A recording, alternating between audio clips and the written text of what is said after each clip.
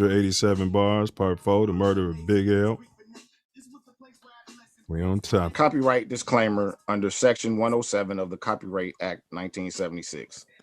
Allowance is made for fair use for purposes such as criticism, comment, news reporting, scholarship, and research. Fair use is a use permitted by copyright statute that might otherwise be infringing. Nonprofit, educational, or personal use tips the balance in favor of fair use.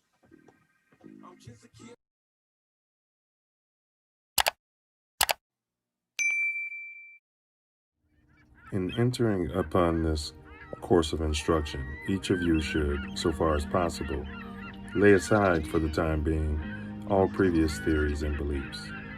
By so doing, you will be saved the trouble of trying all the way through the show to put, quote, new wine into old wineskins, end quote. Luke chapter 5, verse 37. If there's anything as we proceed which you don't understand or agree with, just let it lie passively in your mind until you have enjoyed the entire show. For many statements that would at first arouse antagonism and discussion will be cleared and easily accepted a little farther on. After the show is over, if you wish to return to your old beliefs and ways of living, you are at perfect liberty to do so. But for the time being, be willing to become as a little child, for said the Master in spiritual things, quote, except ye become as little children, ye shall in no wise enter into the kingdom of heaven, end quote. Matthew chapter 18, verse 3. If at times there seems to be repetition, please remember, the Self Luv Show is a lesson, not a lecture.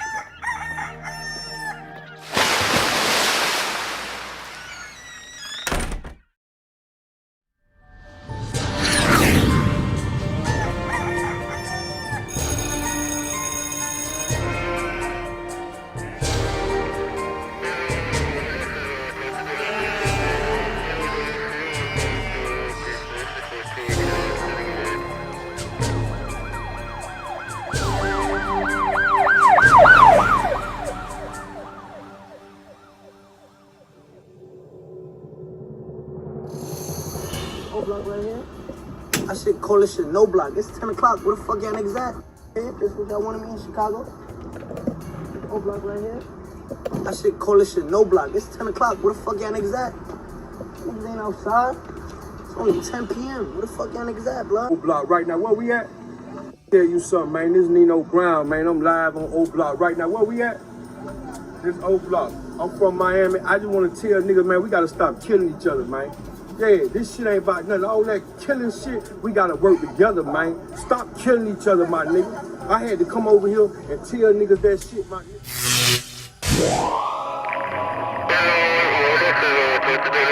I'm right here.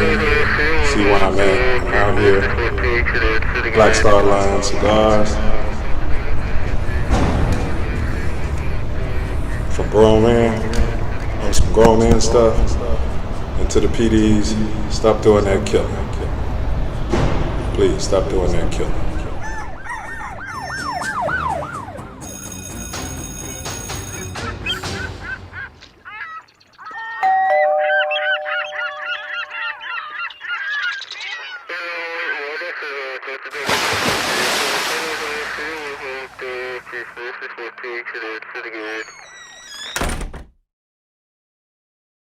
Baby.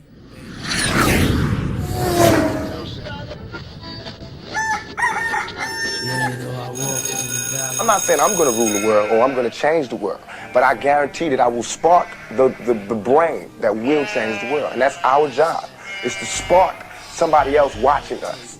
We might not be the ones, but let's not be selfish, and because we're not going to change the world, let's not talk about how we should change. 24 years ago today, iconic rapper Tupac Shakur was shot here in Las Vegas. The rapper was shot inside of a BMW while stopped at a red light on Koval and Flamingo. We all know the story. He then died 6 days later. The shooting happened after a Mike Tyson fight against Bruce Sheldon at MGM Grand. And then there was a brawl inside of the lobby right after that fight. Tupac was in the car with Marion Suge Knight, who was grazed by a bullet. No one has ever been arrested for Tupac's murder.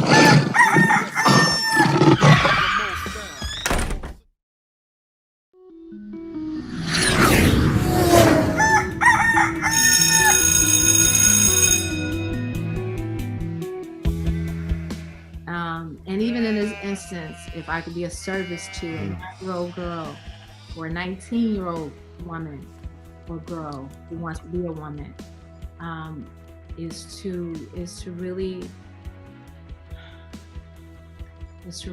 remember that self-love is the best way that you can receive love from anybody else, because it's coming from you. A lot of times we forget that. We look externally for this love. We look externally for this feeling of validation and adoration and approval, and it has to come from within.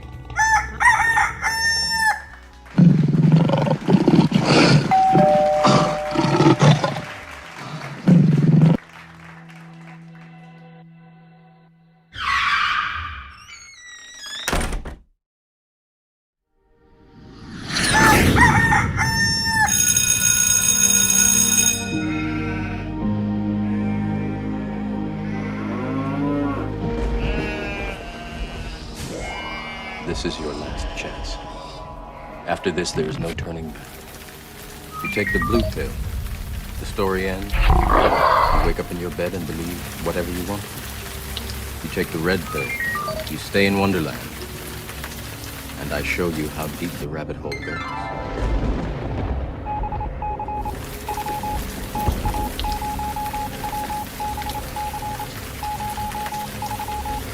Remember, all I'm offering is the truth, nothing more.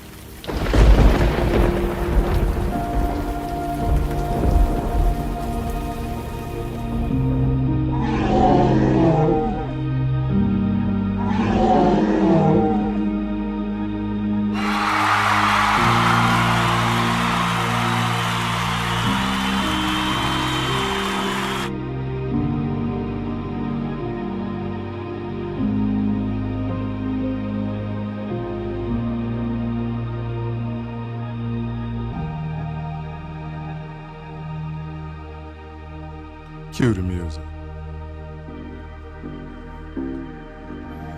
Hey, buddy. I'm just a kid from Chicago. Chi-Town kids are back in the building. I'm just a kid from Chicago. Self Love. Vision. I'm just a kid from Chicago. Get those C's up, boy. I'm just a kid from Chicago, from sea to sea. Chi-Town kids are in the building. If you're from the Chi type of capital C in that chat. Welcome, welcome, welcome once again. God's blessing us to Chi-Town's very own, the Self Love Show. We got two models around here. Model number one is on earth as it is in heaven. All praise due to the Most High, and then each and every one of those ancestors. Big up Mama Sky, big ups. And then our second motto is as above, so below. Right now we're found Malcolm exclusively right here on the YouTube channel. This Ain't That Network. So if you're looking for Fox, you can put that back in your box. If you're looking for MSNBC, you're gonna miss me. If you're looking for CBS, this is the opposite of yes. If you're looking for ABC, your way out. We're not Disney, we're not ESPN, but we are TATN.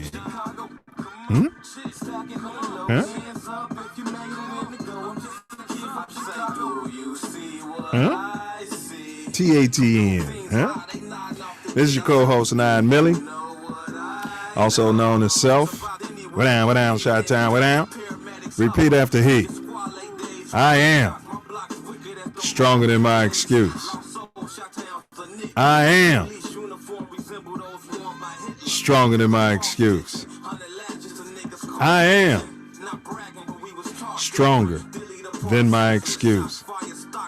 We live in the building. Today is Hump Day, Wednesday, January 26th. They tell me it's 2022. I think it's the Greco-Roman calendar we're following.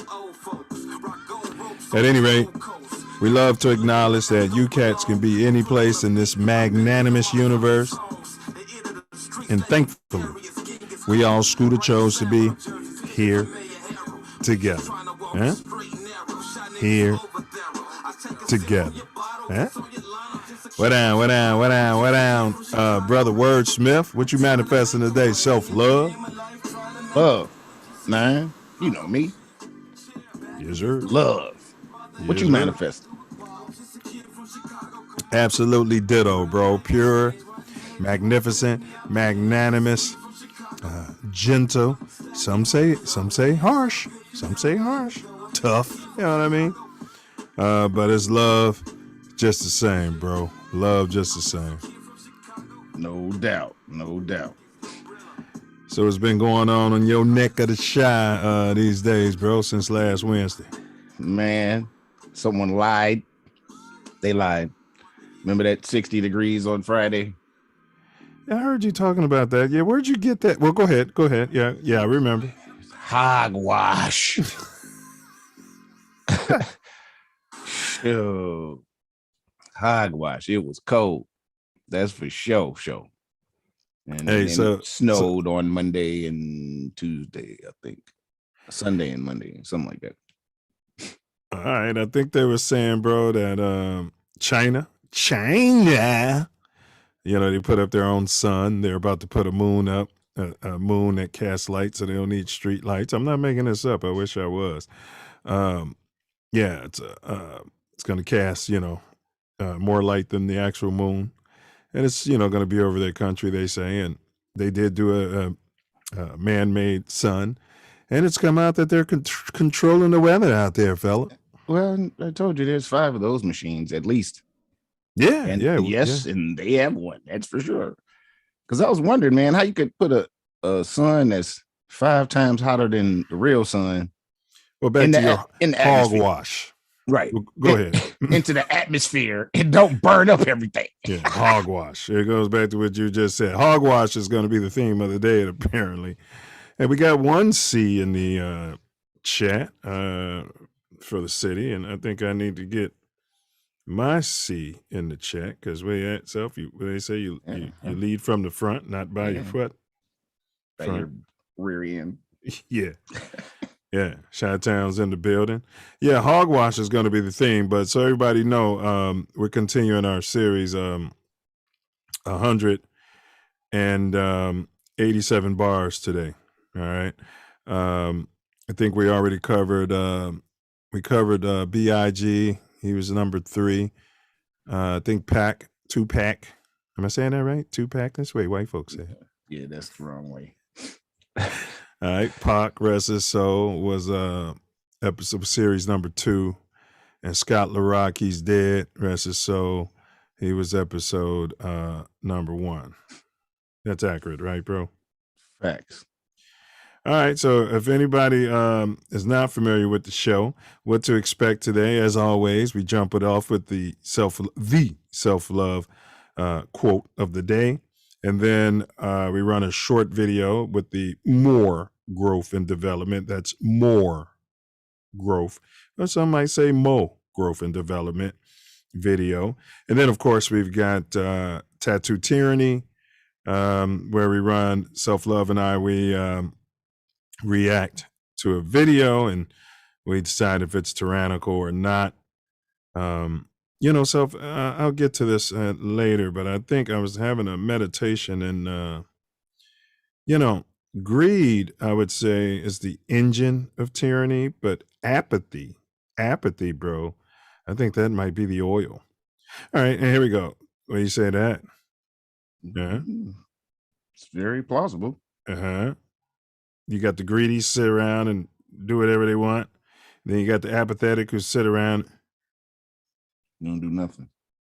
They putting the sun up there. When they do that? They're using the tax money from the people and shit. All right, but anyway, yeah. So that's what I say to that. But it's a whole show, I feel like. All right, and then we do another video, which is a short one, and Self Love and I, we react to it, and we decide if that's how to move or how not to move for our Black First society within our communities. And then, of course, we got the Riddler over there. I usually give a dome teaser or a riddle. Self Love slaps around the our chat, brilliant chat, by the way, and wins, I'd say at least 90% of them. And then now we'll jump on to topic, which, as I mentioned, is 187 bars, and that's the murder of Big L. And then we'll get into next week's sneak peek. We'll let you know what we got coming next week. And then, of course, my favorite part of the whole shebang, and that's Wordsmith's final words. And that's where this gentleman, the co-host, summarizes everything we do right off the rip, top of the dome, in a nice poetical flow. He does that somehow, show after show after show. So announcements, bro, you got any?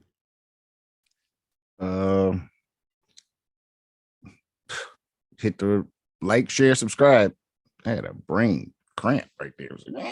Hey, I'm going to say this. Rest in peace to Assistant Vice Chancellor Dean Shelley. Those who attended the University of Illinois know this giant, this king. Yes. Yes, he passed along and has moved on to the Golden Shores. So solid to that Noop. And then also to our brother, man, that's out on this show, Jacob, Snake Eyes, get well, bro. Yeah, man. You know what I mean? Get on the mend, man. We got you in our prayers every day, G, every single day. Other announcements, I'll be in the Illinois area. We don't give dates until we get back. But I will be in town. Yeah. So those who know, looking forward to that. So enough of, let's see. Oh, I did have another announcement. So the barcode, when you guys go to a restaurant and they got those barcodes on the table and you got to scan it with your phone or what have you. Yeah. Yeah, be careful what you're scanning and where you're scanning, because the scammers are using the scans to scam. So they go in there and switch the barcode up, and you think you're paying this and you're paying that, and they're just taking all your information. So, yeah, the scammers. Wow. Yeah. So I know you paid through those things. They were just menus mainly around here. Yeah, you got menus, and then some of them you get to a website, and you can pay. Yeah. Yeah, but they're getting your information just the same. So, right. And then they might ask you for weird stuff. Now, it probably wouldn't scam you, but it's going to scam, your grandmother. You know what I'm trying to say? It's going to scam somebody who's. Yeah. I don't know why they want my credit card, but they steady punching it in my PIN number. For my PIN number, and they punch it in there. So big ups to everybody, the sophisticated and the unsophisticated. But enough of my yapping. Yeah, but before I toss it to yourself, if there's anybody out there in the chat, give us some of your Big L knowledge. If you're a follower of Big L, we want to hear about it. And so I'll toss it over to this brother so he can handle his business.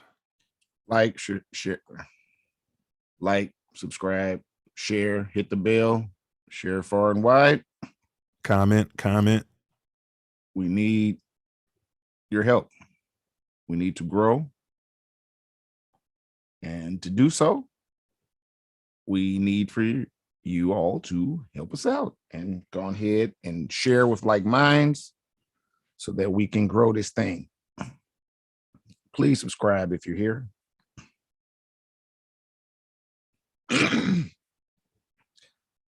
Okay, as always, we have the Self Love Show quote of the day. But before that, after that, we have the More Growth and Development platform, which we are building the Self Love Nation off of. So, ears that do not listen to advice accompanies the head when it is chopped off. Ears that do not listen to advice accompanies the head when it's chopped off. It's an African proverb. And check out the More Growth and Development platform, and we'll be right back at you. Silverback More Growth and Development platform. Number 1, repair our nation via reparations. We demand our silver back. Number 2, to connect our breadwinners with our activists. And 3, show an accurate depiction of African-American Chi-Town. 4, to shine a light on positive influence. 5, heal our community one person at a time. 6, to provide an unfiltered platform for our influencers. 7, recycle the black dollar. 8, to provide mentors for the mentorless. 9, close the gap between us and our pink kinsmen. Yeah, we gotta get the gap closed.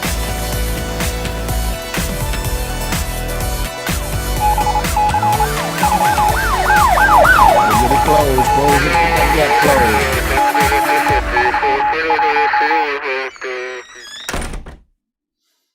Yeah, and let's not forget number 10, huh?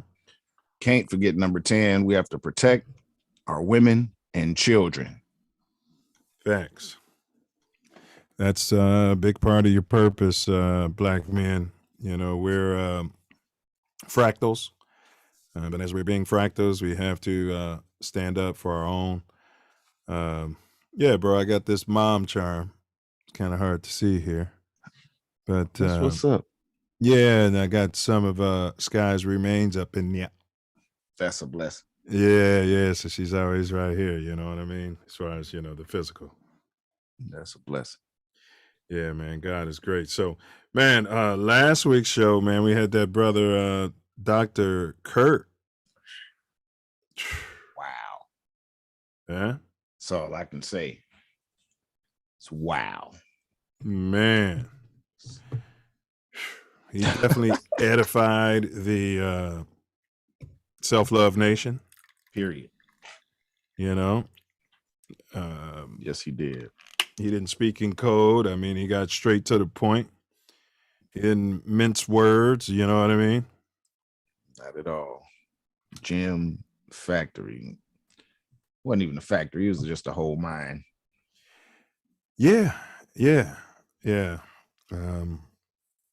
We definitely have to keep in mind, snatch up one of his books, several of them, but we'll zero in on one of the books to bring them back in September out there for the, literary month. Yeah. No doubt. Read, black men and black women. Read. It's a form of meditation.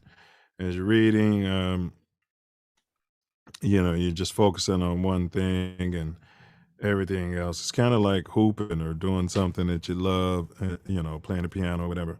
Your mind is just focused on that. And, the fear and other anxieties and stuff like that. You get a respite from that. Would you agree, Self? Absolutely. It's exercising your mind. Facts. Brain's your muscle. eyes. It works. All that works together. Yeah. Build your soul. Facts. So. And one thing Dr. Kurt said, and then after he said it, I mean, I don't watch The Breakfast Club, but they were talking about Tasha K losing a lawsuit to Cardi B. Yeah. And so I just watched a little snippet. And the guy on there, what's the guy's name? Charlemagne the Demon. Yeah. But he echoed a sentiment that Dr. Kurt said that I had never heard before. he was saying that it may have had something to do with the actors whose son died. But anyway, she who committed suicide, and they were talking about mental health. Yes, that's what it was. And they were talking about mental health, and he said the same thing Dr. Kurt said. He said, listen, whether or not you think you need it or not, go get counseling. And that's what Dr. Kurt said. Yeah. I mean, he said that's what how he learned to counsel partially was going to get some. That's where he got to start push to counsel people. Facts. Going to counseling. Facts. But he was going through a lot at the time he sought counseling. He's saying even if you're at a place of homeostasis, or you know what I mean, that it's like maintenance. It's like the way you go to your medical doctor every year, whether you're sick or not. That's and what take your car for its checkups, and yeah. The oil changed, and something I never really thought about, because I know in our community, if you say you saw a shrink, you know what I mean, they're gonna automatically think you lost your marbles out there. Yeah, well, sometimes it's for some old maintenance out there. Facts. So big ups to the chat. We had a couple of noobs out there. Your ship, Drew Wade. Then we got Brother Pullen. So yo to both those noobs. Yo. All right. So Self, did you see the body cam? They got some body cam footage. I call it good 12, bad 12. No. I stay unplugged. Yeah. That's why Productions got you. And this is IE Inside Edition. Big ups to them. A police sergeant is under investigation after officer body cam video shows him putting his hand on a fellow officer's neck. The Sunrise, Florida Police Department has released video of the November 2021 incident that now has Sergeant Christopher Police on desk duty. Allegedly. Sunrise's chief of police says he finds this behavior to be disgusting and says he thinks the video speaks for itself. The department has muted the sound and all the faces are blurred except for police. Body cam video shows a suspect being placed in the back of a police car. Police leans into the car with a can of pepper spray that authorities say was out and aimed at the suspect. A 28-year-old police officer who has been on the force just over 2 years tries to de-escalate the situation by pulling the sergeant away by his belt.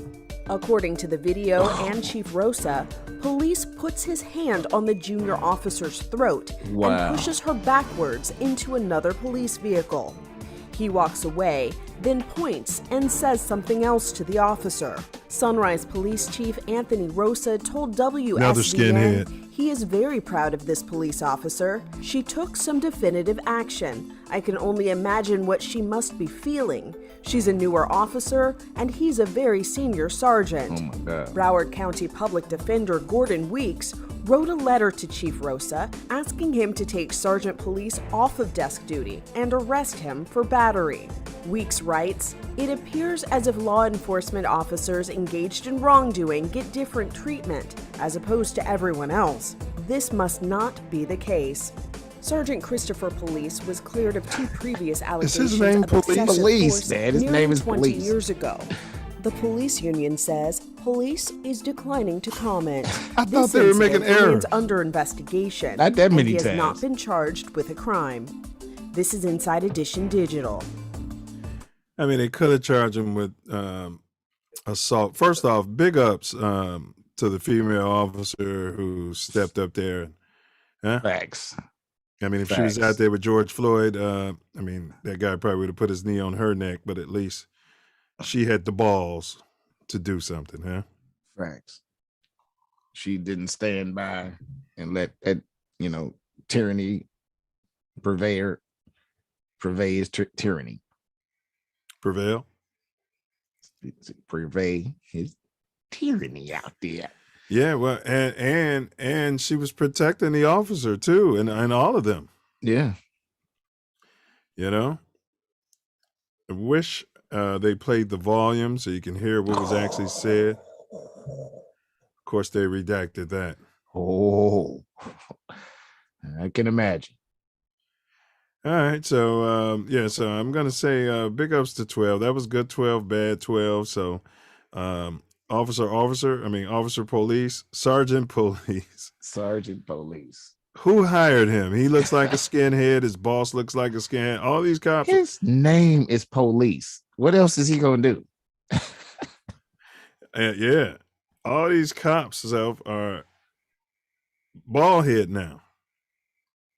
Yeah. I don't like it. I can't say much about that part there. So, Yeah, you're not white. You're not a skinhead. Oh, no. I'm talking about the skinhead movement that all of a sudden disappeared and then they all popped up wearing police uniforms. Yeah. You don't hear about the skinheads anymore, but all I do is see a bunch of bald head cops looking at me like skinheads used to look at me. That's what I'm saying. I got you. Yeah, my spidey senses are tingling. But yeah, all right. So yeah, that was tyranny, and then I would say not tyranny at the same time. Well, tyranny is tyranny. So I hear you. He still did the tyrannical act, and she stopped him from doing more. She stopped him from doing more, though. But what I find funny, if he had just choked a regular citizen, his boss, the skinhead boss, I mean, his head is, I'm not saying he's a skinhead, but his head is skin. Right. Would have been saying, well, we've got to look at all the evidence. The video doesn't show what it looks like it shows. Same thing. It was the same action. Yeah, if a citizen pulled him by the thing back there, then he's gonna get it, and they're gonna say it's justified. Correct. Or if the brother in the car, the victim of the pepper spray, while he was already in handcuffs and looks like he was complying and going in the car. In the car, like if that was the case and they were showing that video, well, we don't see the video from all the angles. You know what I mean? Because he might get a lawsuit. Justified, and so. And if I'm his attorney, I'm calling the female 12 there to testify on our behalf. Yeah. Let's go ahead and what made you pull them away? All right, so subpoena her and get her right out on the stand out there. That's right. So if you say tyranny, yeah, I agree. But it's offset, though, because I got a big up when we got a big up. You know what I mean? Mm-hmm. There was a lot of tyranny there because the other officers just watched him put hands on that lady. And they were shocked that she put hands on him. All of them was. I wonder if she's got a husband, because it can get shaky. Because I know I'd be going down there to that police department, like, you know what I mean? Me grabbing her by the throat out there. Out there. All right, so all right, let's just move forward, bro. We want to know, it's a peanut, and the emphasis is on nut. We want to know if this is how to move or how not to move. Big ups to production. It's an epic meltdown in a smoothie store as a dad claims he was given a drink with peanuts in it when his son has a peanut allergy. Things escalate and the dad even hurls a smoothie at the workers as they call 911. Stephen Fabian is at the smoothie store with the latest. It's the customer tirade that's making national headlines. He's in such a rage, he throws his smoothie at a teenager working behind the counter. I'm calling the police. It didn't stop there. Okay, good for you, bye. So why did he get so upset over a smoothie? The customer claims when he ordered the smoothie, he told the staff that his son is allergic to peanuts. But he says when his son drank the smoothie at home, he had a life-threatening allergic reaction. 911 was called, and he had to be rushed to the hospital. My son's having an allergic reaction. We gave him the EpiPen. I want to speak to the person who made this drink. The video was shot when the customer drove back to the Robeck smoothie shop in Fairfield, Connecticut to complain. You're in high school kids. Okay, bye. That's when he throws the drink. He also yells a racially charged slur. Immigrant loser. What? We have a customer who's out of control. He's been yelling racist things at us. The angry customer had left the store by the time cops got there, but after the video was posted on social media, he was quickly ID'd. "I've identified this man as James Iannazzo," goes this tweet. Iannazzo turned himself in and was charged with intimidation based on bigotry and breach of the peace. And get this, he's a financial advisor at Merrill Lynch. The bottom of my hair was like all messed up, like from the smoothie. I spoke exclusively to the young woman who the smoothie was thrown at. Did you know anything about the allergy? How did all that? Did he say that when he ordered the smoothie? So when he came in, he ordered a peanut smoothie, but he did ask for no peanut butter. It is kind of weird to order a peanut butter smoothie. Yeah, and then for somebody not who have has peanut such butter. a severe allergic reaction, you know? There was no answer when I tried to get Iannazzo's side of the story today, but he tells us in a statement, "My actions at the smoothie store were wrong, and I deeply regret them. I feel terrible that I lost my composure so completely." He says he was out of my mind with fear for his stricken son. Merrill Lynch said in a statement that the company does not tolerate behavior of this kind, adding that the father is no longer employed at the firm. They tolerate it. They got that shit all up and down the banking financial district. Get out of here with this nonsense. They don't tolerate somebody getting on camera doing that. No, they don't. Act like they don't espouse racism in their meetings. Actually, I saw the incident in the store. I didn't have any backstory or any of that. Yeah. Extra commentary, but I actually saw that. I usually don't see that stuff. It tripped me out. I was like, wow, why was he so incensed? Yeah, well, I think it was true though that his son had a reaction. They played the call to the 911. Yeah. Yeah, but even before all of that, and before I got the back, did more research and got through the report, I was thinking, you're putting a lot of trust on these quote in these quote immigrant losers, end quote. You're putting a lot of trust in these, if you're so smart and they're so dumb, and your son has a peanut allergy, and they said that he never mentioned, my kid has a peanut allergy. So you come in there and you order a peanut smoothie, hold the peanut butter, and you don't say, "Hey, listen, it's very important you guys get this right." Now in the comments, there was a person who commented that they work at one of those type stores, and they say they have a separate blender altogether for people with peanut allergies because there's cross-contamination. Right. So I can't believe you would order a peanut smoothie with no peanut butter. I mean, why have peanuts at all? That doesn't make sense to me at all. Yeah, maybe their peanut smoothie, the only thing that makes it peanut is the peanut butter, and maybe the son likes everything about that smoothie but the peanut butter. But you have to relay to these people, my son has a peanut allergy. You almost have to watch him make it. What I'm saying is right? He seemed very lax that was his fault. I'm sorry. Yeah, I still don't get it. Yeah. That was his fault, in my opinion. I mean, and then to go racial. The way he reacted too was very much his fault. Well, that's assault.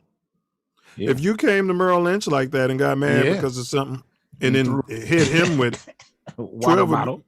12 would have arrested you. Yeah. Well, he got arrested. Yeah, he did get arrested. He deserved that. And he got fired. So, I mean, Merrill Lynch is not going to have you doing that on TV, and keep you employed there. Probably got him employed somewhere else, though. So it probably wouldn't have fired him if it wasn't for the racial. They can understand him being, upset about his son and everything. The throwing of the thing and the racial, it's a whole combination. Yeah. Definitely the throwing was. You think the throwing outweighed the racial? He actually hit her with it. So I think so. First, I thought it just flew past her. But now I think it was the racial. I think it was closely. They said he was shouting racial epithets the whole time. So they blinked him out or something? Because I didn't hear one. Right. I just heard him say you immigrant loser. They bleeped that out. She repeated that he said that. But Actually, yeah, but okay, they said all of that was bleeped out. Okay. Yeah, I they can see said that he was it was a racial tirade the whole time. You know what I mean? I mean, I hear you. It's a little bit of both, but the racial, he's got to come back to work. There's probably other, people of outside the country working there, from outside the country with kids. You know what I mean? Like, come on, man. We all lose our mind and, might slap somebody or whatever. That's human. Your kid almost died. But when you start doing all these racial epithets, bro, on tape, but like I said, he felt comfortable because it's my reason to believe that those bankers at those high levels, that they just go around and talk racial stuff all day. It's very possible. I don't know. I don't hang around with those guys. I mean, your ship has verified that. He hangs around them. But yeah, and then he depicted in all those movies too. The other ones, yeah. But all right. I'm the overseer said, why did he place the order? Yeah, I mean, man, you can make that at home or something. You know what I mean? Like, wow. Yeah. I don't get it. It just doesn't make sense. But Self, I say the same thing about when you got some 16-year-old kids smelling like pot, popping pills, and you go to Great America or something, and they're operating the ride. You know what I mean? They're in charge of making sure everybody's kid is in there safe. I'm like, this just don't seem right. You see himself, they be texting. Oh yeah, when I go there to those things with my little people, I make sure that they're locked. After I check mine, make sure it's locked. I've been on it, Self, and mine wasn't clicked. And the thing was moving, and I was able to get it to click at the last second, and it was a loop. But I got it to click, click. Yeah, these people are lax. Yeah, man. Yeah, you got to make sure your little ones are clicked in there. Exactly. You know what I mean? Who wants to live with that? But all right, let's move on to the dome teaser out there. And today is 187 bars. We're covering Big L, and we're going to be there shortly. So today's riddle, Self. Which word in the dictionary is always spelled incorrectly? Which word in Webster's is always spelled incorrectly? What does that mean? I got it. You always ask me. It's not your thumb. We do a thumbs up. You're giving a whole different signal here. All right. I haven't been. No. Thumbs up. Oh, okay. Yeah. Utley. Yeah.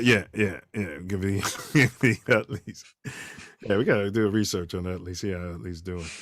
You know what I mean? It was a big story. All right, so yeah, big ups to Utley. And Self Love has a thumbs up. All right. He got it before you. Well, Omni, there's a delay. Looks like Omni got it, so we'll call that a tie.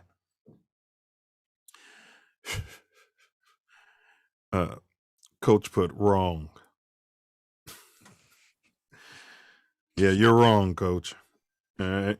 The answer is incorrectly. Which word in the dictionary is always spelled incorrectly? And the answer is incorrectly. So good job to the overseer and Self Love. I imagine that's what you had. Oh yeah. Yeah. Or did you have wrong? No, I had incorrectly. I mean, that one, that was just very easy. I mean, as soon as it came out, I was like, oh, yeah.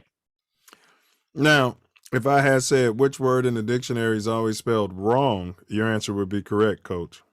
Right. Yeah. But that wasn't. Yeah. No, it was incorrectly. So yes. So you would have gotten the wrong answer if this was a test. And you'd have been talking to me after class and blah, blah, blah. I'd have been lowering your, you know what? Let's take a look at some of your other answers here.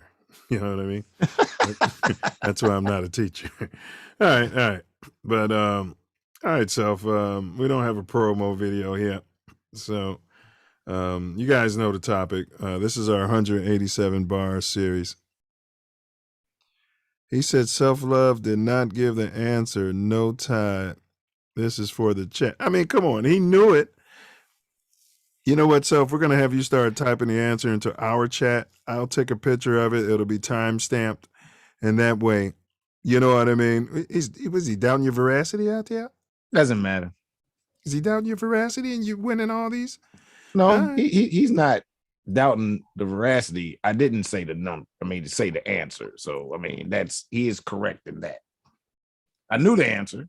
Yeah, and you guys knew it right away. Both of y'all knew. And I don't ever say we the don't blurt it until the end. Correct. Give you guys a chance. So, okay, well, I guess he's right. You know, they got it before you said it at the end. All right, we'll give it to you. All right, we'll give you guys that point. Otherwise, how could they win? All right, but he had it. Yeah, we're gonna think about this one because Self had it right away and you had it right away. That's a tie. I don't care. You guys didn't beat him. He said respect to the Riddler. You know, had Self said I need to marinate on it, and then you typed in the answer, then that would be their point. So you guys both get a point. That's a tie. We're sticking with that. That's a tie. I'm only competing with me anyway. So yeah, but Self, we're gonna have you start typing in our chat. I'll take a picture of it. We'll have a timestamp. You know what I mean? So that this can be more official. Good job, though, Omni Overseer. You're getting much better in these things. Yeah, he probably Googled it after. Yeah, I'm gonna doubt his veracity after EP came in here telling everybody he Googled it. Damn cues. All right. All right, Self, in the chat. Who was Big L? What do we know about Big L, Self? Who was he? What did he do? He was a very special MC from Harlem. Very talented and gifted. Had some crazy songs, though. Some of them. Yeah, he was from the worst part of Harlem. I forgot what they called it. The neighborhood has a moniker, you know, kind of like Terror Town. It's got. That's where they were from. He's 5'7", but they call him Big L. Yeah. I'll tell you something. Yeah. So he started off as Lil L when he was 12 or something. But he was bigger than life, man. You would think he was little, you know what I mean? Especially his name was Big L. Correct. This wasn't no social media. Yeah, I think he was 5'9" like that. But that's still, exactly. And you know, all those rappers and actors, they all look bigger on the screen than they really are. Yeah. According to Fat Joe, he said Big L was good with those paws. He'd be fighting head up cats bigger than him. You know what I mean? Head up. I saw that. Yeah. He was a master freestyler. He did drop one album before he passed. And he was he had started his own label. Yeah, right? It wasn't a complete album, but it was something that came out after he passed too. Yeah, because he was working on. I remember that. Yeah, he battled Jigga. They said it was a tie. That's how they started linking up. Brought him up to the show. Dang, what's the name? Lord Finesse. What's the name of them show? It was two dudes who had a college show. That was the first time Jay-Z was on the radio. Yeah, Big L Wake Up Show. No. It was before that. Yeah, and they had his crew was NFL, niggas for life. And it was Killer Cam, Murder and Mace, Big L, and another cat who got murdered. And they said he got murdered before L Self, and they said he was cold like L.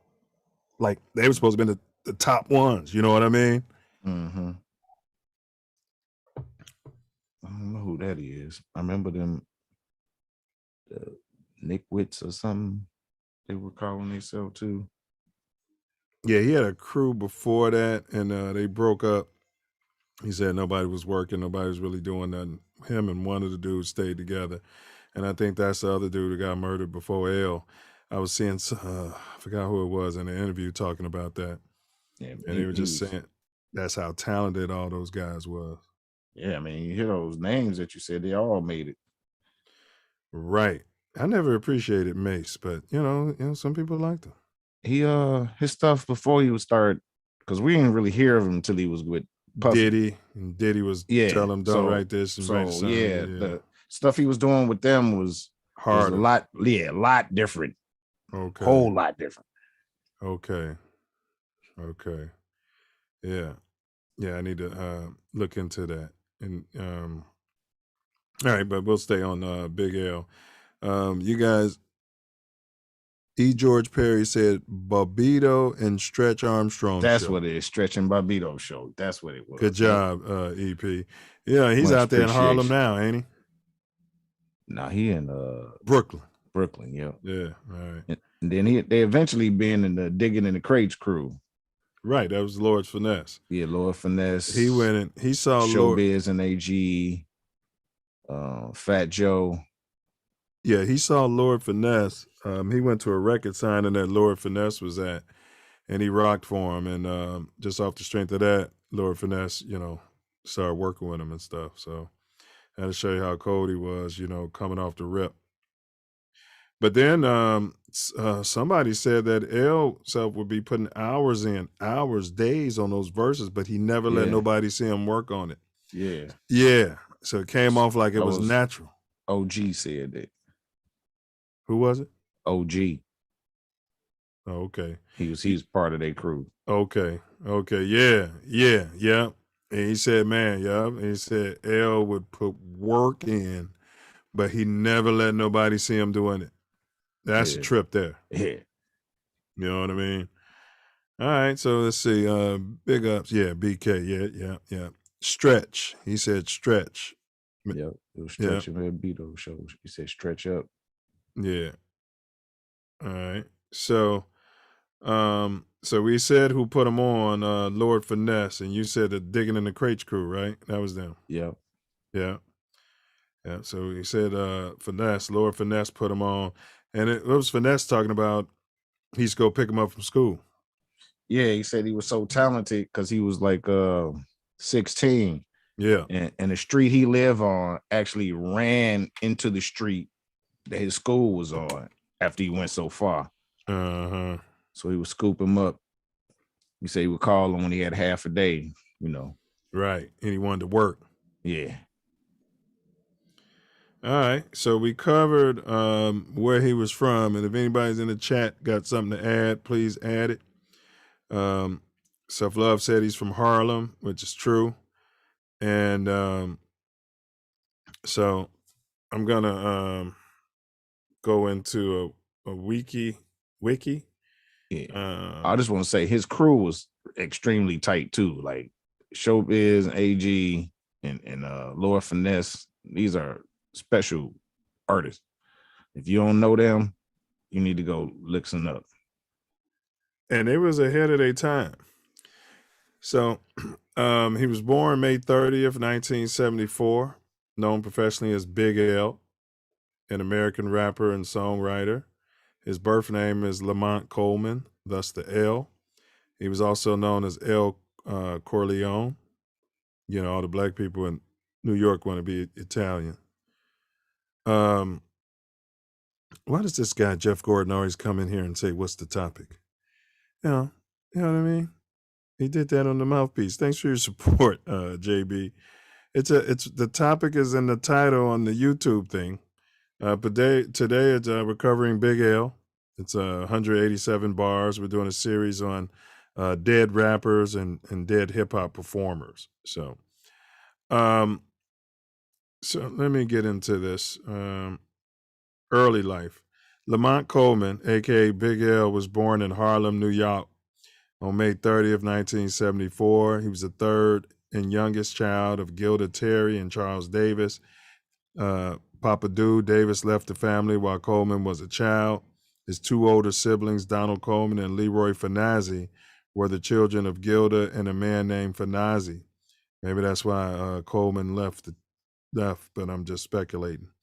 Coleman received the nicknames Little L and Mont as a child. Self Luv said that. At the age of 12, Coleman became a big hip hop fan and started freestyling with other people in the neighborhood. He founded a group known as Three the Hard Way in 1990. What a great year. But it was quickly broken up due to a lack of enthusiasm among the members. It consisted of Coleman, Doc Ream, and Rodney. No projects were released, and after Rodney left, the group was renamed Two Hard MFs, or Two Hard, Mothers. Around this time, people started to refer to Coleman as Big L. In the summer of 90, Coleman met Lord Finesse at an autograph session in a record shop on 125th Street. After he did a freestyle for Finesse, Finesse and Coleman exchanged numbers. Coleman attended Julia Richmond High School. While in high school, Coleman freestyle battled in his hometown. In his last interview, he stated, in the beginning, all I ever saw me doing was battling everybody on the street corners, rhyming in the hallways, beating on the wall, rhyming to my friends. Every now and then, maybe at a house party, grab the mic, a block party, grab the mic. He graduated high school in 92. Coleman began writing rhymes because, he's pretty much off the dome in 1990. Any comments? Any additions? Anything you want to say about that? Anybody? Chat, Self Luv. Nah, I mean, learning some things. Yeah. And that was, you guys, that was according to Wiki. And I did look at a lot of interviews before doing this show. You remember Aunt B? We should have sent him the link. Send Aunt B the link. He was a big L guy. He was I think I sent it to the group, but send it to him personally. Yeah, he was a big L guy. I remember he was putting me up on him. You know what I mean? And I didn't know who he was. All right, so let's see here. Appreciate yourself. Yeah, we get that over. See if we can get Aunt B in here. He might be able to chime in with some more big L history. All right, so we'll move right along. Let's see here. You guys like, share, subscribe, comment. If you hit that thumbs up button, the algorithm likes it, and that'll help us. We're doing this one subscriber at a time. And it's very, very low price, very, very low. Free 99.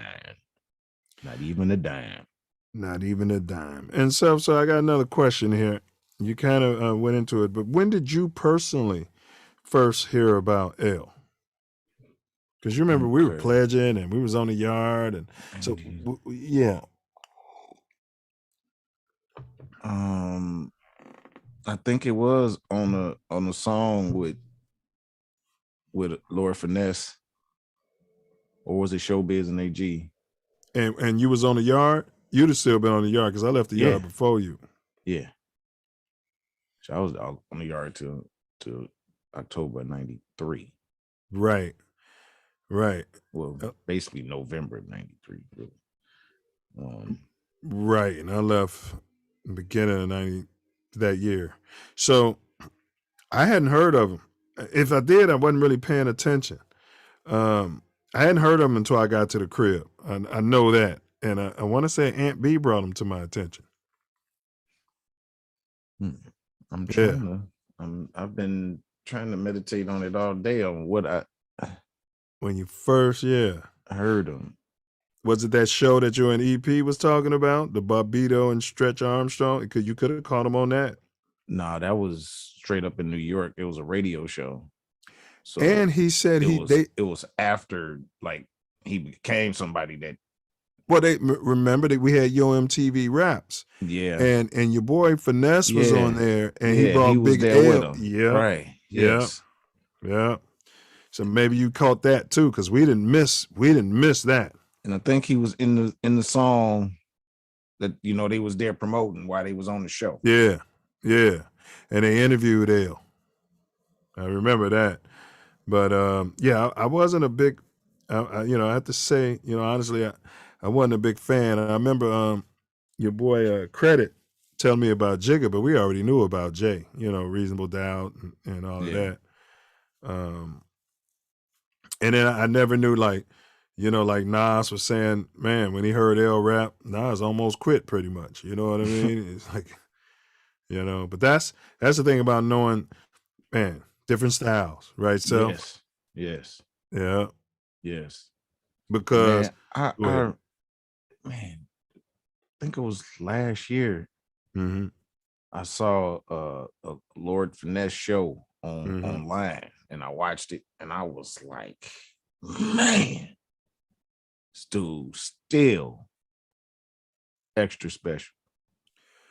Was Lord Finesse, was he a producer too, bro, or he was just an MC? Yep. No, he produced too. Would you call him a producer rapper? Man, it's hard to, because he's an MC. I mean, a producer, MC.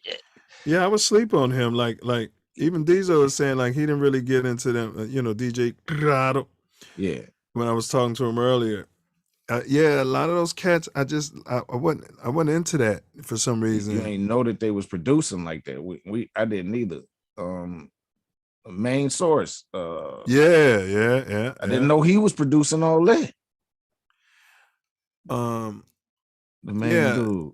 Just like The Firm. I told somebody I was gonna go back and listen to it again, but I couldn't get into The Firm when they came out talking about all that Gucci rap and all that Italiano, and I'm like, why are these people? Why are they glorifying the Italians? That's what I didn't like. Right. I didn't like the content at the time. Yeah. I just didn't. It was pretty materialistic. You know what I mean? Extremely materialistic. Yeah. Now L was a little different. He was different. I don't think I liked the beats he was rapping over. Maybe that was it. You know what I mean? I needed a happier beat for his lyrics. Man. Yeah. Might just need to listen to him too, because Well, I heard his freestyles, man. Woo! On the Wake Up Show. Maybe we can play one of them, but yeah. But I don't think that was the New York version of freestyling. So right. If that wasn't all off the rip. No, he don't. I don't think he really did. Did anything off the rip? Yeah. I can't confirm that, but I don't think he did anything off the rip. If you guys got any questions, have at it in the chat, or anything to add, any information to add on this topic. We do want to say condolences to his family and rest up, to Big L, right, Sel? Absolutely, rest up. Facts. And y'all make sure y'all comment. Speaking of Nas. Yeah, hit them thumbs up too. Get them thumbs up. Thumbs up. Let's get them up. Man, thank y'all for being here. This is the Self Luv Show, where today we're doing part 4 of our 187 bars series and talking about the murder of the legendary rapper Big L. Talked about his life and what we know about him. I'm sure we're probably gonna get into what happened to him and things of that nature. It's a shame though. Stop the killing, y'all. We gotta stop the killing. And so we got a few videos you should check out, and we'll be right back at you. It's halftime.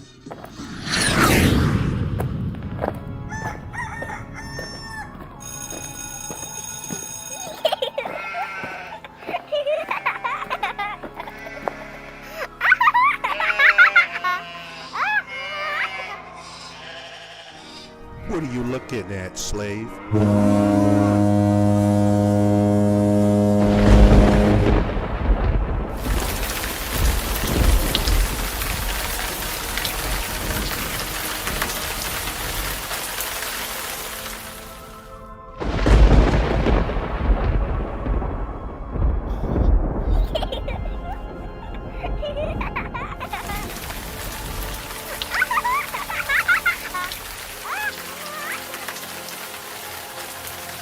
Yo, Emerge McRae, the Brave Bully, man. East House Shore Residential MC. Shout out to the Trinity Clique. My man 9 Mills, my man Self Love, my man Jasper G. Infinite love to the Sister 5G. Shout out to my nigga Trife Mac.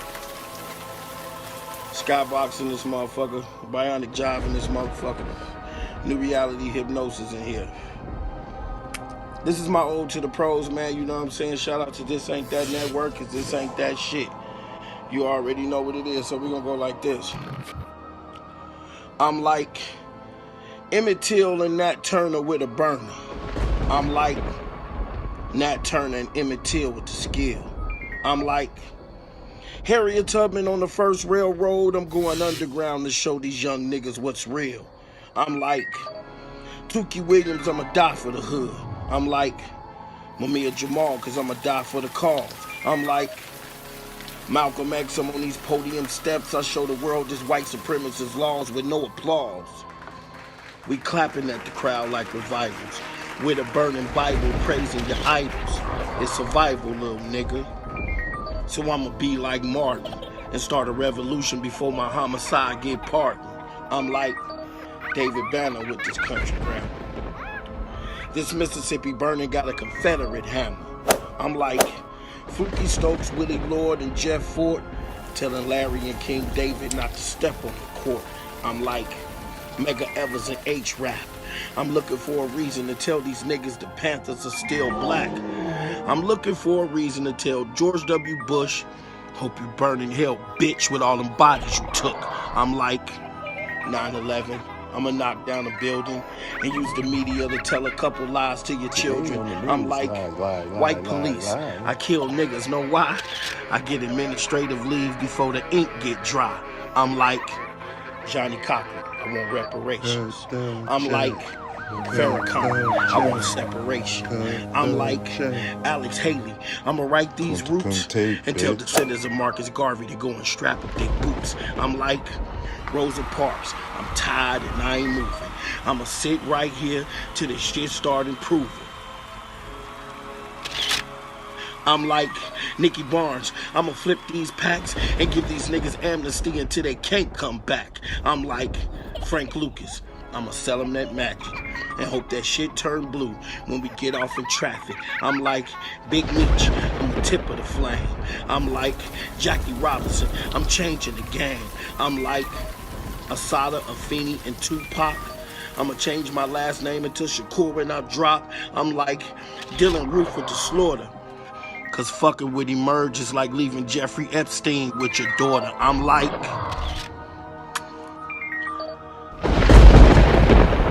Chicago, nigga.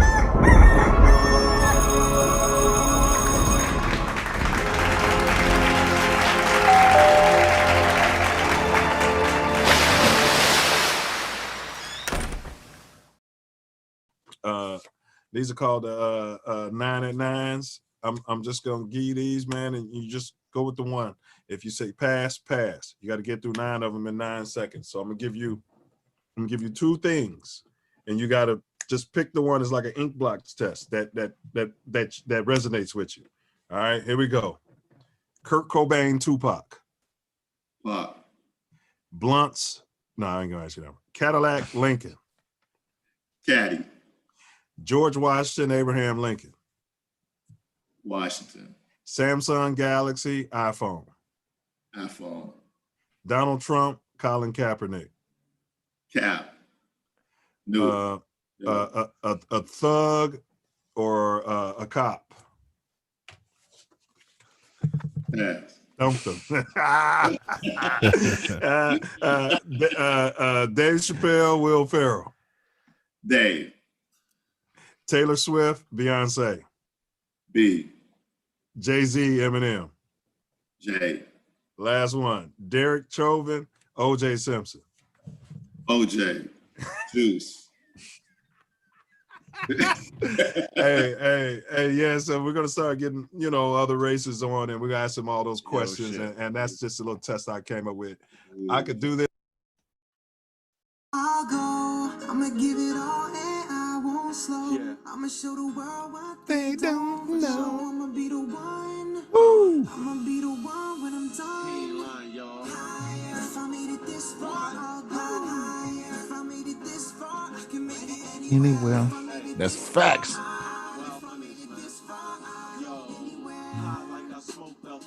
Welcome back. The Self Love Show, 187 bars, part 4. The murder of legendary rapper Big L. Who done it and why? First half, got into his life and what we knew about him. Talked partially about his career. Gonna move on from there. Absolutely. Hey, and if any of you cats are poets or no poets, tell them to jump in on that Ode to the Pros series. Big ups, I'm the overseer. I think you got 2 gems in there. Self Love. It's about time for another gem from Self Love, bro. I'm gonna holler at Mr. McVeigh. Big ups to him. I'm gonna holler at him, see if we can get another one out of him too, man. But yeah, man, we need some fresh poets out there. Step up, step up. You know what I mean? And big ups to Trife. I gotta get Trife on here. Yeah, I gotta call Trife. Yeah. Might be what we was talking about. Yeah. Big ups to everybody who submitted. It's gonna, like I said, ultimately we're gonna end up with Nas. He's gonna submit a joint. We just gotta keep dropping gems, huh, Self? Facts. All right, so we stepping up to the second half here, and big ups to the mouse, Self Love Mouse. All right, so what do we know? We went into it a little bit, but about his music career. So now let me see. But all right, the first album. Let me see, Big L's first album. I remember that album, man. And like I said, I'm a lyric guy, but for some reason, man, he had that's when I was 12, I went to hell for snuffing Jesus or something like that. Oh yeah, didn't he have a song on there called The Devil's Son or something like that? That was supposed to have been big. When I was 12, I went to hell for killing Jesus. Is that Devil's Son? I think so. Okay. Yeah.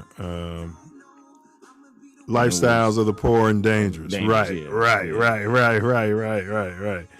Okay. Yeah. Okay. Let me see. Devil's Son. Because they were raving about it. And I'm going to see Devil's Son. And they had Return of the Devil's Son, but we just want Devil's Son. All right, let's see here. Fair use, because they'll, especially for the dead rappers, they'll cut us right off. Yeah, I was asleep. I wasn't up on that one, Self. Yeah. I saw in the interview where he said somebody was saying that they were at Sony or whatever, and they were playing the record, and when the devil heard that, oh, I love this one. We got to get Columbia. That's the one they wanted to put out. It was Columbia. Yeah. And my man was like, I don't know if he was a Satan worshiper or what, but he was like, right. He loved that song. Wow. But it is interesting. He wanted that imagery out there. Saying that. So. Yeah, and 12 is, even in biblical terms, you know what I mean? It's right before the bar mitzvah, Yeah. Yeah, it's interesting. I mean, that was pretty deep, and I don't know if that was coincidence or if that brother was just on that level. He was ahead of his time. Like when you listen to the songs that he wrote. Yes. The Ebonics and yes, and MVP. Oh, I love that one. That was more radio. God. It was more radio friendly for me. That's what he did it for the radio. Yeah, and he did that album, and then he was very, very dissatisfied. So he was creating his own thing. Because he said he wanted to do it without the A&R influence. Man, without the label telling him. He was like, this dude, he ain't never rap. He don't know. He ain't gonna tell me how to do it. You know what I mean? Right. He ain't from my neighborhood. Yeah. He don't know nothing. He just somebody working for somebody. He ain't never did it. So how could he tell me? Yeah. And it was real. He said that he was caught in between for a little bit because people started singing on the songs and all that, and that wasn't his style at all. And when DMX came out, it just paved the way all the way for him. Interesting. So X with the Rough Riders, they was blowing up around that. He said too, it was DMX and it was somebody else he mentioned too. Yeah, and then they said, I thought he was gonna get his own label, but I guess they was gonna be under Rockefeller because they kept saying that. Even Dame Dash said, I think they had a meeting with him that day or something when he got killed. He was supposed to have been signing with Rock. Yeah, he said they was gonna sign. He had his own thing going. That's what he was about to put out, that project he was working on. But he was in talks with Yeah, they said Dame said that night or the next night they had an event. You know how they brought Kanye out, and this is our next artist. And at an event they was gonna do the same thing with L, man. Never heard. Didn't even know that till today. Yeah, and I never heard Jigga say that, but yeah, man. So Jigga didn't have to because Dame made Cam a vice president as part of during their separation when they started not seeing eye to eye. So you think Jigga wasn't in agreement with Cam taking that position? From people behind the scenes, people behind the scenes said no, not at all. So Jigga probably never really messed with Cam like that until he got on. Then he did start working with him or what have you. Yeah, Cam.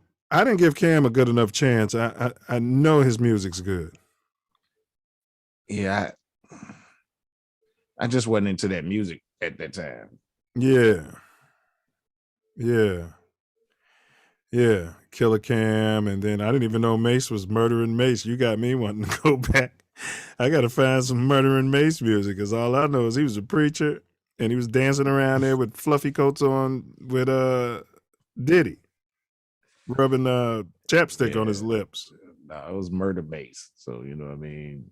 Yeah, Murder Mace. Yeah. Big ups to Mace, though. Yeah, because people, man, I remember I used to be talking slick about him back in the day, and he's like, man, Mace a goon or something. I'm like, I told you I worked a service with him as preacher. You did? Did you get to holler at him, bro? No. I mean, like a conversation. Nah. He was, Came in, got his said his words, got his what they call that, offering, and left. No, he laid out on the floor and said he was prophesying that, they were saying he's prophesying he's gonna come back with a word for everybody. Laid out on the floor. He was laying on his back? Yep. They couldn't get him a couch or a chair or something to do that in? And it looked like it was part of the service. As far as I was concerned. Did he rhyme himself? Did he rhyme? Did Murdering Mace rhyme? You talking about in his sermon or whatever? Yeah. Not especially. But he was very much out of the book though. He was dealing with the Bible. You know what I mean? Well, yeah, those guys, a lot of them, man, they'll sell their soul, and then they try to get it back. Yeah. You know what I mean? Yeah. I don't know if that's in the contract. Seems like it's Satan to have an irrevocable trust. But hey, all things are possible through, Yahshua, they would say. All right. What, you had something to add to that, Self? All right. So we're going to just go into his career just to make sure we get all of this accurate. Right. So from 1992 to 1995, his first recordings and record deals, Big L, rest up. In 92, Coleman recorded various demos, some of which were featured on his debut album, Lifestyles of the Poor and Dangerous. He also founded the Harlem rap group Children of the Corn, which was COC, with Killer Cam. That's what I was talking about, Self. Murder Mace, Bloodshed, and McGruff. On February 11th, Coleman appeared on Yo MTV Raps with Lord Finesse to help promote Finesse's studio album, Return of the Funky Man. Coleman's first professional appearance came on Yes You May Remix, the B-side of Party Over Here, 1992 by Lord Finesse. And his first album appearance was on Represent off of Showbiz and AG's Runaway Slave. Ooh, That's what I Runaway think I heard.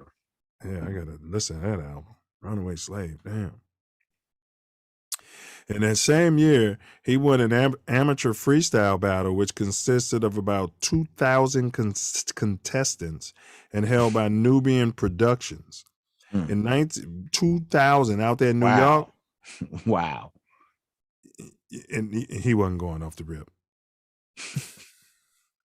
Big ups to him, though.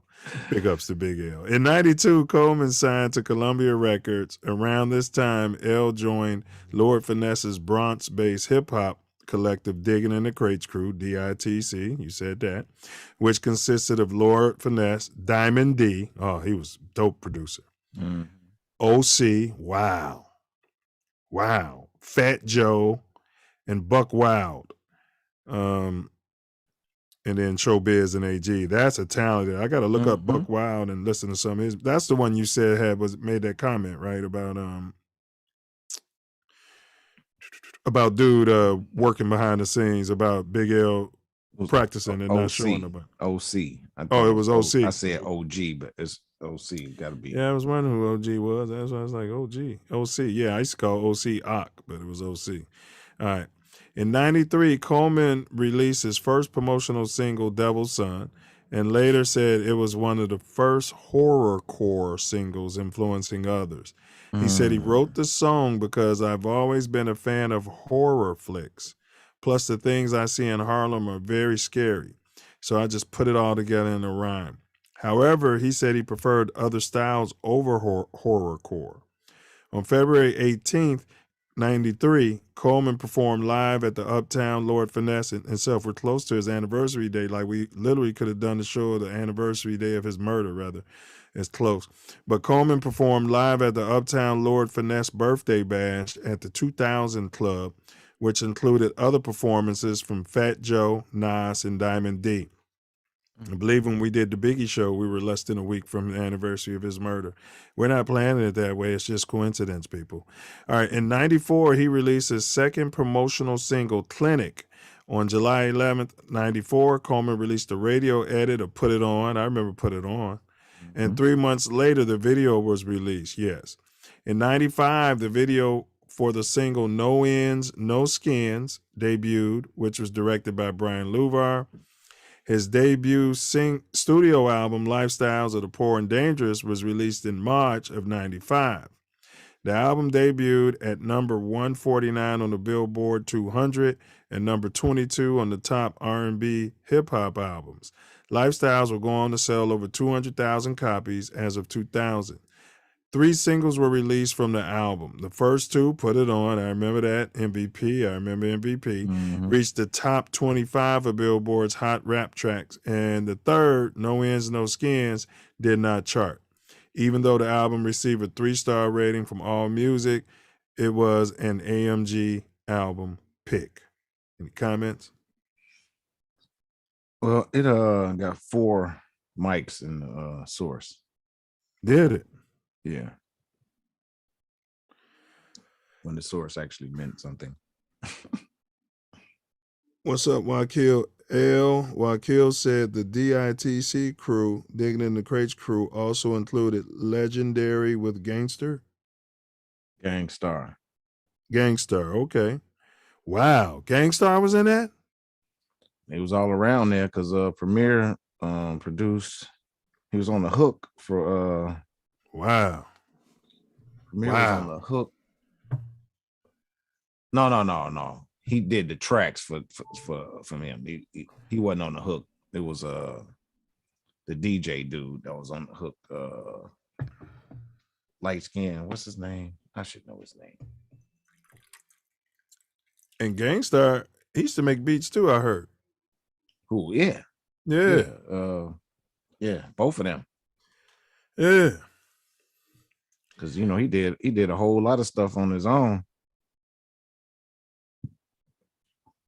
Guru. All right, so Guru, yeah. Rest up, right?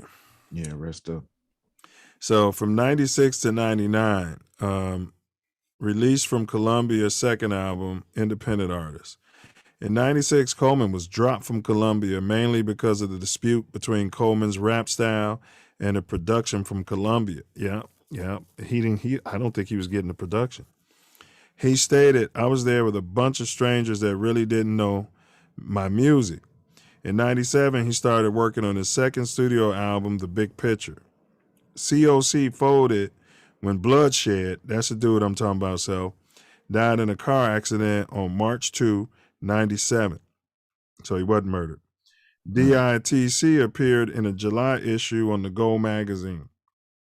Coleman appeared on OC's single, Dangerous, for OC's second album, Jules. In November, he was the opening act for OC's European Jules tour. Wow, he was paying his dues. He was about to, I'm telling you, he once he would have got that production Jay was getting Self, he was about to go to a whole nother plateau. Sometime in 98, Coleman formed his own independent label, Flamboyant Entertainment. According to the Village Voice, it was planned to distribute the kind of hip-hop that sold without top 40 samples or R&B hooks. Interesting. He released the single Ebonics, you mentioned that. The song was based on Ebonics, and the source called it one of the top 5 independent singles of the year. DITC released their first single, Dignified Soldiers, that year. Coleman caught the eye of Damon Dash, the CEO of Rockefeller Records, after the release of Ebonics. Dash wanted to sign Lamont to Rockefeller, but Coleman wanted his crew to sign. On February 8, 1999, Coleman, Herb McGruff, C-Town, and Jay-Z started the process to sign with Rockefeller as a group called the Wolfpack. Wow.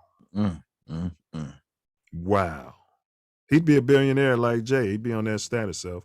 Like Jay took his whole, I don't want to say he took his whole thing, but man, they said your boy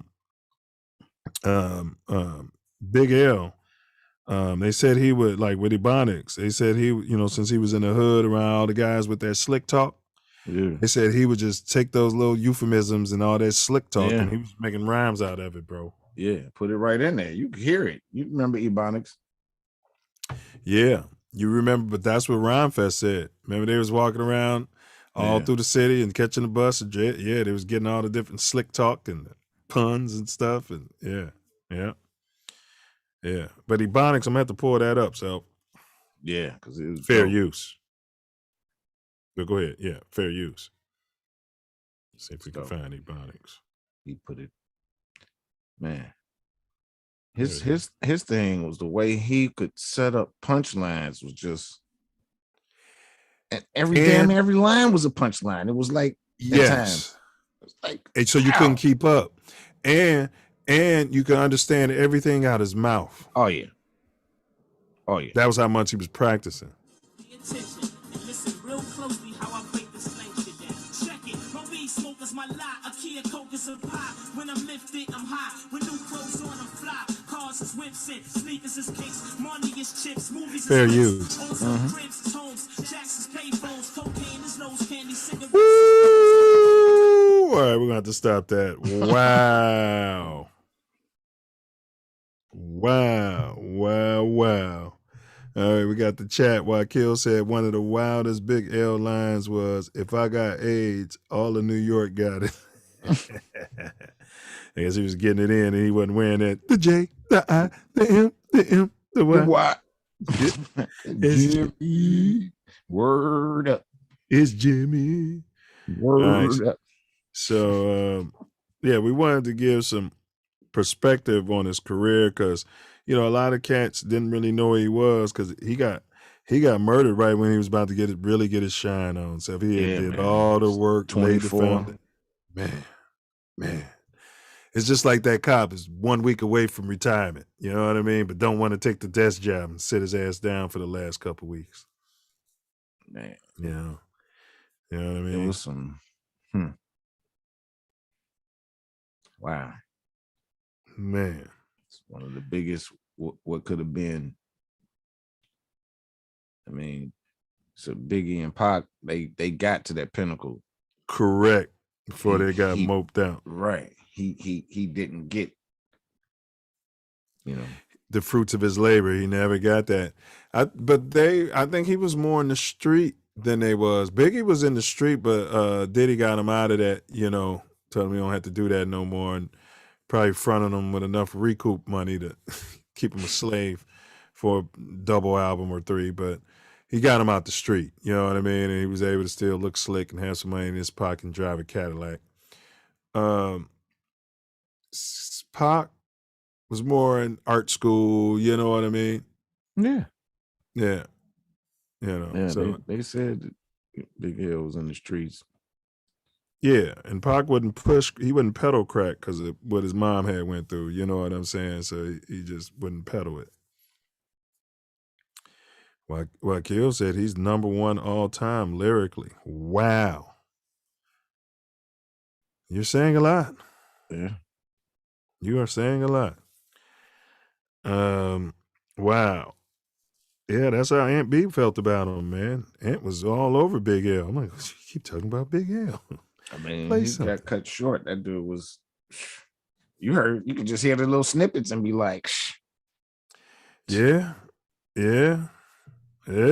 Yes. Like the snippet I just played. Like, wow. Yeah. And that was a nice beat. It was for us, it was complimentary to his style, his flow. Right. It was right for it. You know what I mean? Wow. So now Big L, I call him Big Legend. And he's a true legend because we tend to throw that word around in our community. Everybody's a legend. You know what I mean? So everybody's not a legend, but this dude. But now, you said he was ahead of his time. How? How so? What made you say that about him? His rhyme patterns and what he said, like his punchlines was always full throttle, and like it might be at the end of every bar though. I'm like, what?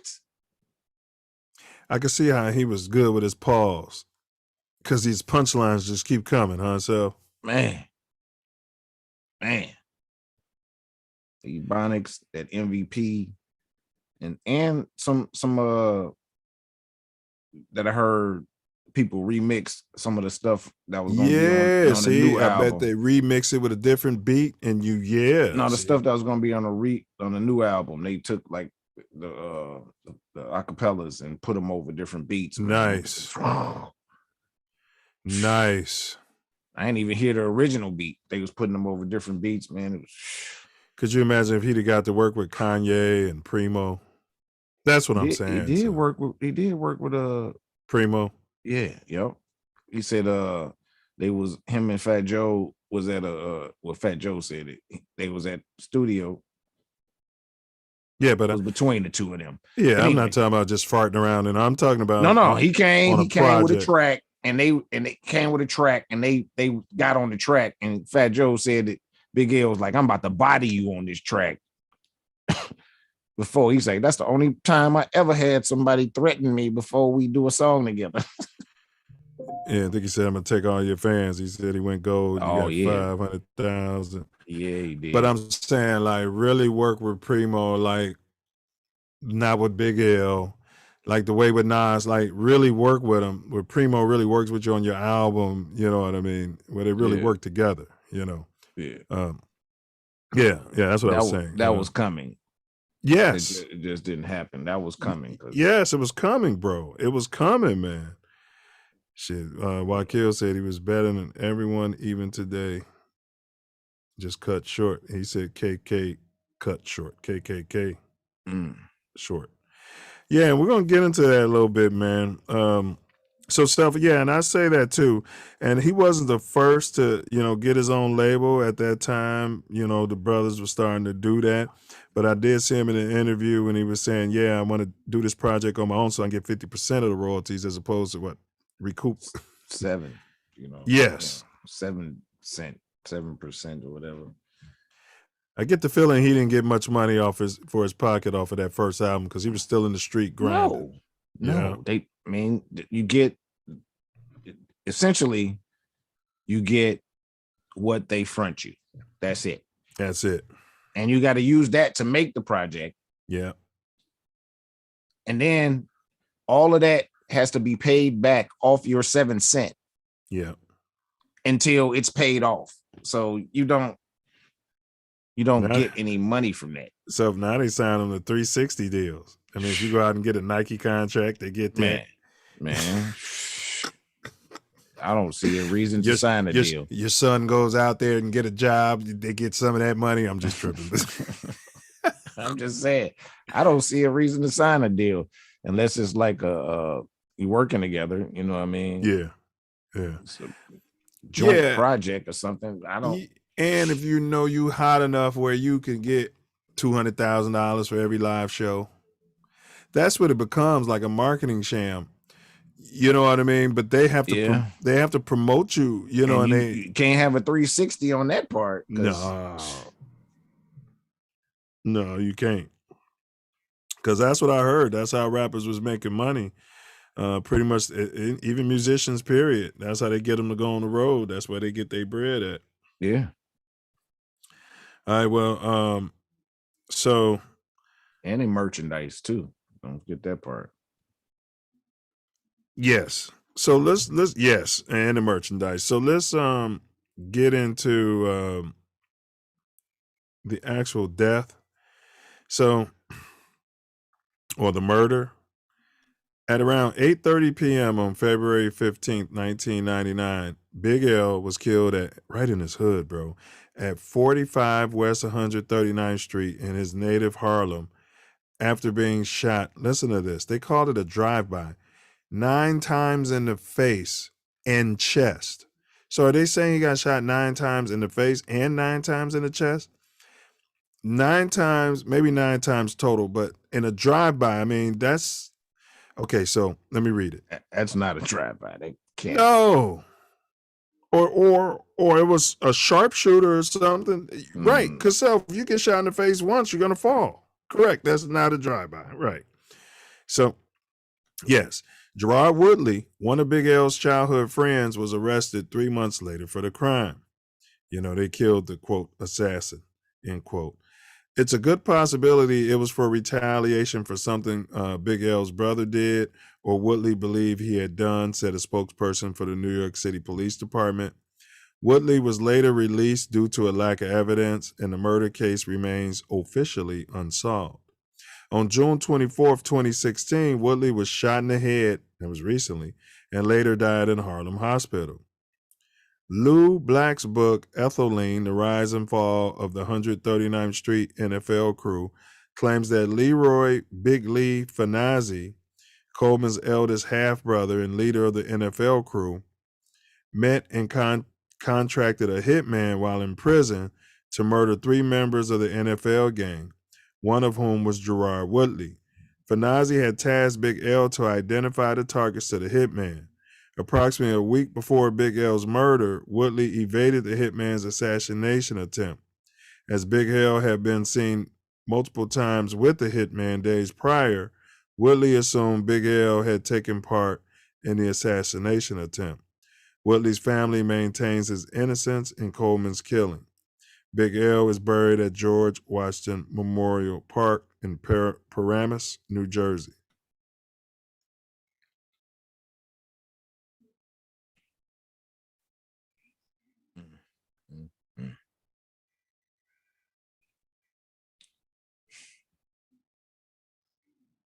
Wow.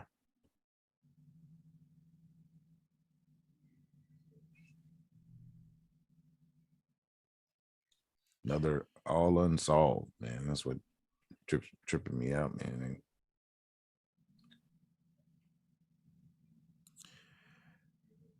Yeah, there was some. Yeah, they said his brother was about that life, and I heard something else. They said that he, his brother was about that life. They said that he was trying to clean some things up before he got out of jail. And I heard one account, Big L was actually in the car with the hitman.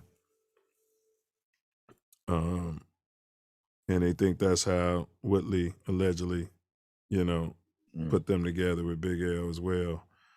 So, I mean, yeah. There's been some other theories too that they were saying Big L might have been identifying drug dealers to get robbed or something.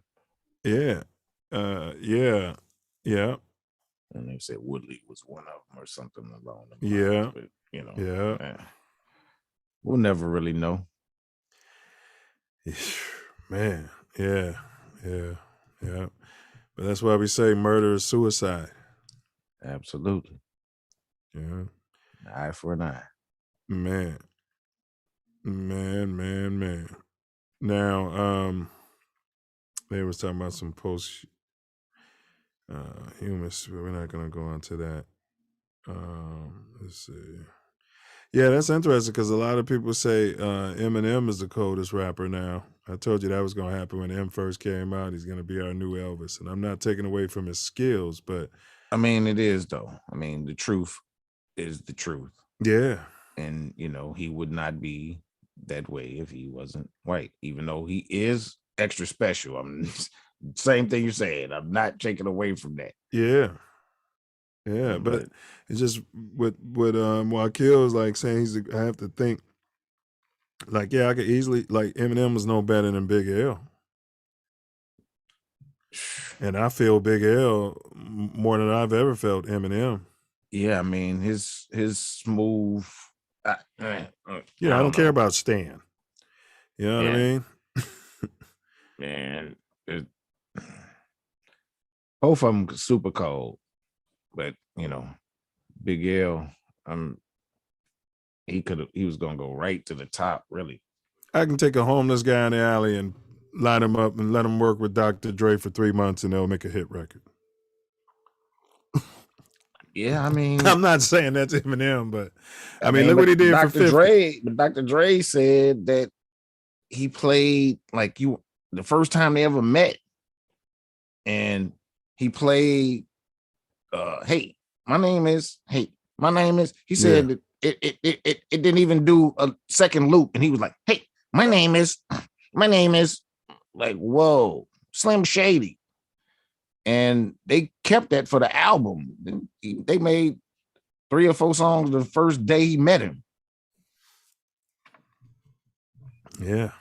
So the story goes. We don't even know if that's real or not, but I mean, I believe it. You know what I'm saying? It's good. Nobody was in there trying to tell him to change it. You know what I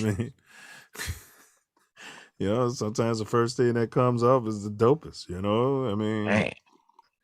He said they used 3 or 4 songs the first. They said that's weekend. how Pac worked too, Yeah. Yeah. The beat talks to you, I mean, yeah. Preaching to the Pope here. So, assassination. I mean, when you live a certain lifestyle, it's easy to be eliminated. And they just say gang activity. The police always have their theories, but that guy he didn't even go to trial. It was a lack of evidence. There was no evidence, really. Yeah. Just somebody said it. Yeah. Theories. Yeah. That's all we got about for any of them, man. Scholar Rock, Tupac, Biggie, like Big L. And if somebody was trying to kill Cam said something, he's like, they're both dead. Cam kind of confirmed the theory that Big L was trying to kill Dude and Dude got to Big L first. Yeah. And he said something about, what's a guy supposed to do? Yeah. Right. He did say that. And he robbed you, and then he's trying to kill you. I mean, It did seem personal. 9 shots in the face and in the chest. Yeah. To me, that seems like 9 shots in the face and then 1 in the chest. Yeah, I mean, how it read was, I have to check because I even heard somebody say it, and I'm like, they said it the same way I read it, and I'm like, how many times was he shot? Was he shot 9 times or 18 times? Because if it was 9 times in the face and 9 times in the chest, that sounds like some masonry, Illuminati type shit. I don't know what that sound like. That sound like you think you might be the devil's son. Man, sure you can't come back. True. It was definitely personal. All right. So, final thoughts, bro. Oh, before we go there, I did have a list. There was one guy between the last person we covered, who was it? Scott LaRock? No, Biggie. So between Biggie's death and Big L's murder and Biggie's murder, a guy named Fat Pat was murdered in Houston, February 3rd, 98. Self, you ever heard of Fat Pat? Me neither. Chat, anybody heard of Fat Pat? Fat Pat rapper. Let's see here. Thoughts of a Hustler. Ghetto Dreams. So it looks like, okay, let's see what some of this is. Uh-oh. It look like I might. You might what? Coach might know who he is. Oh yeah, Coach know. His coach is, yeah, Fat Pat. Coach is West Coast and South and listen to all types of nonsense. Yeah, he wouldn't even be Houston. listening. Yeah, he's from Houston. This him here. He wouldn't even be listening to the dope stuff. Let me move this to here though.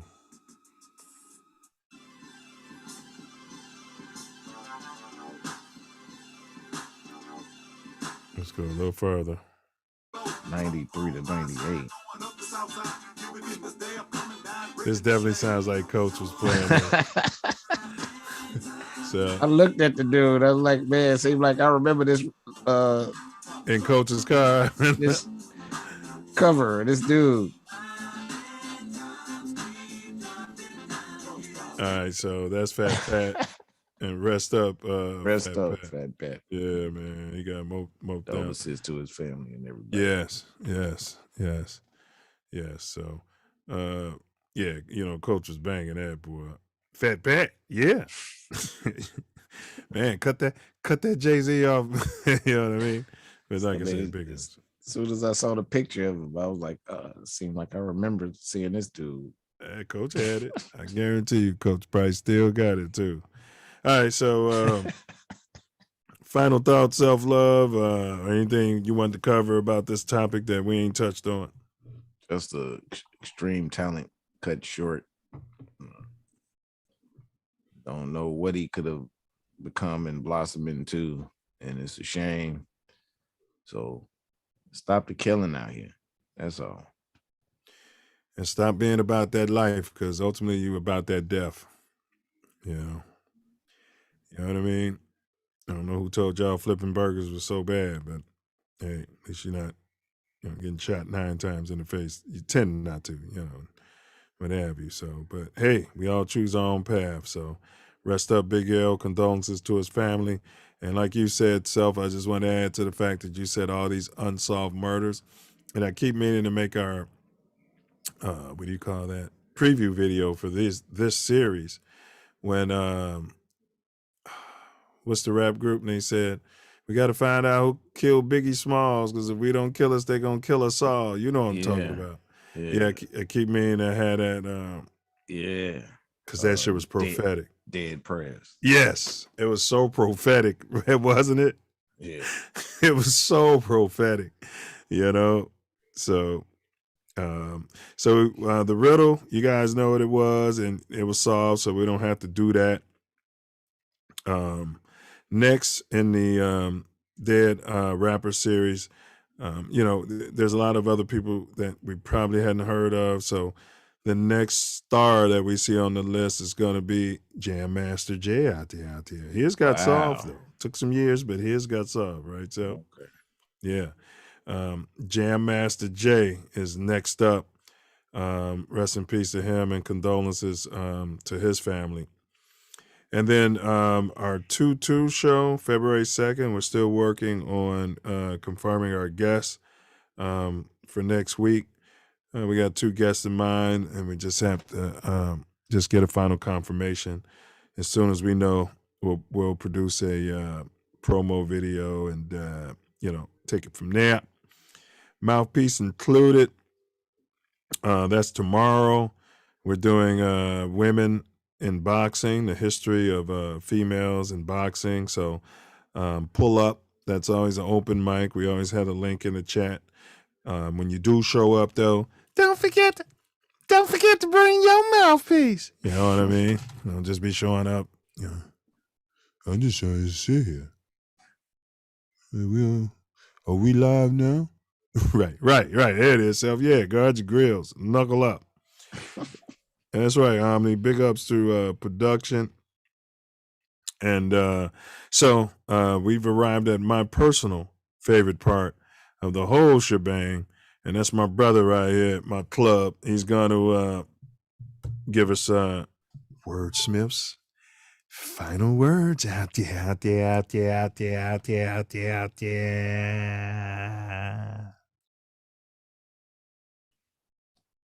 Love, honor, respect, everything that I do. Love all of you. Thank you from the bottom of my heart.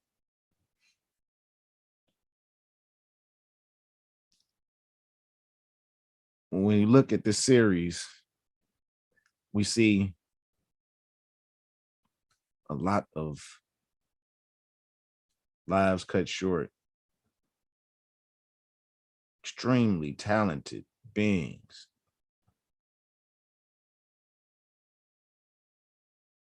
Cut off. They are gone. Done. No more growth.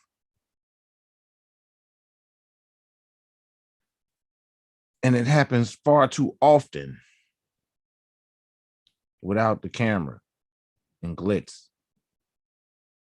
It's very, very talented people that walk the streets every day. You see them and you miss.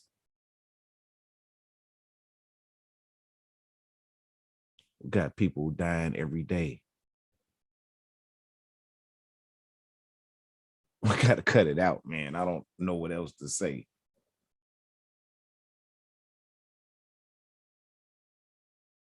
If we don't come together, we can lose it all.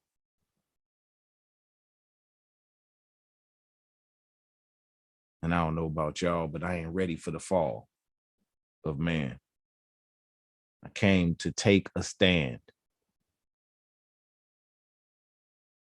That's what Self Love Nation is all about. I stand against tyranny. I stand against self-hate. I stand on the shoulders of giants. Show the universe what we create. Demonstrate the blessing of our melanin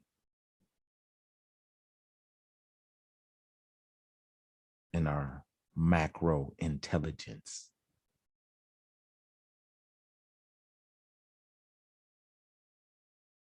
Let's get together, man, because bullshit's irrelevant.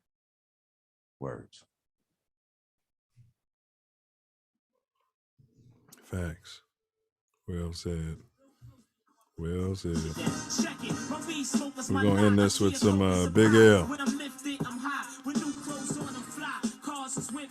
Bullets are boomerangs, bruh. Stand your ground. Murder is suicide. Yeah, an eye for an eye. Silence is violence. You see something, you say something. 12, squally. Greed plus ego over fear. Yeah, well, now you've made a slave. Man, charity plus humility times love makes freedom. Facts. Do not answer the government's questions. Yet question everything everyone tells you. Fear. If I get y'all to understand one thing before I leave this plane, fear is all in your head. It's an illusion. That's why we vibrate love around here. Don't vibrate hate, vibrate love. Deaf love, they say forgiveness and charity. That's the highest love vibrations. So, do something charitable for its so-called enemy. In the beef. Facts. A lot of times the enemy is within. Do something charitable for self. Facts. Hurt people, Brody. Healthy people can heal people. Free the old man. Free Larry Hoover. Free Jeff Ford. Free all the guys, man. Yeah, prison is slavery. Absolutely. Y'all be like St. Pedro. Keep your eyes on Yahshua. And you could be, and you'll be walking on water. Facts. You can even move mountains. Man, bro, I made dinner today, and what does it take to move mountains, bro? How I'm gonna do that? So all you need is the faith of a mustard seed. We got way more than that. Hey, I thought mustard seeds was bigger than they was, man. I was cooking dinner and the little prepackaged it had the mustard seeds in it. I'm like, oh, yeah. Wow. Yes. Y'all hear that? Keep the faith. Fear is an illusion.